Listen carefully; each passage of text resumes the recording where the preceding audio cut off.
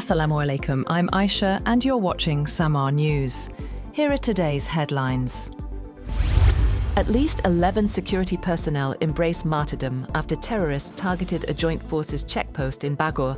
On Monday, the military's media wing said. According to ISPR, 12 attackers were killed when troops foiled the assault. The militants reportedly rammed an explosive-laden vehicle into the checkpost's perimeter wall, causing a powerful blast that destroyed the structure. A young girl was also killed in the explosion, while 7 others, including women and children, were injured. Authorities said sanitisation operations are ongoing in the area. The US and Iran are set to hold indirect talks in Geneva today, aimed at resolving their long-running nuclear dispute, with little clear indication of compromise as Washington masses a battle force in the region.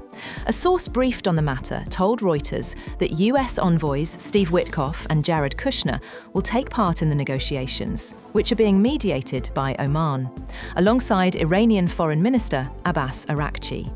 Yet, 2 US officials said the US military is simultaneously preparing for the possibility of weeks of operations against Iran if President Donald Trump orders an attack. Meanwhile, US President Donald Trump has said that he will be involved indirectly in high-stakes talks between Iran and the US over Tehran's nuclear program, adding he believed Tehran wanted to make a deal. Trump told reporters aboard Air Force One that these talks will be very important.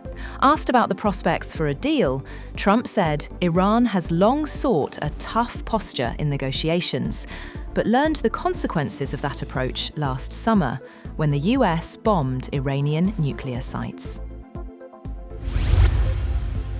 US Secretary of State Marco Rubio says reaching a deal with Iran will be difficult, arguing Tehran makes policy decisions based on theology. His remarks come as nuclear talks resume and Iran's Foreign Minister Abbas Araqchi met UN atomic watchdog Chief Rafael Grossi in Geneva.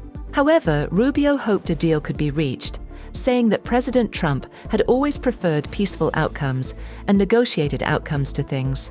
On the other hand, Iran's Revolutionary Guards Navy held a drill in the Strait of Hormuz, a key global oil route, to test the readiness of the Guards' naval units to protect the waterway.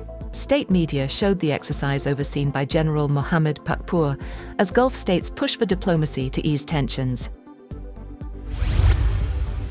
The US Departments of Energy and Defense have for the first time airlifted a small nuclear reactor aboard a C-17 cargo plane from California to Utah. The Ward Microreactor, built by Valor Atomics, was flown without nuclear fuel to Hill Air Force Base to test rapid deployment for military and civilian use. Officials call it a breakthrough for energy security, though critics question costs and radioactive waste challenges. New Mexico lawmakers have passed legislation to launch what they said was the first full investigation into what happened at Zorro Ranch, where the late US sex offender Jeffrey Epstein is accused of trafficking and sexually assaulting girls and women. A bipartisan committee will seek testimony from survivors of alleged sexual abuse at the ranch. Legislators are also urging local residents to testify. That's all for now. For more updates, visit www.samaa.tv. Thank you for watching Samaa News.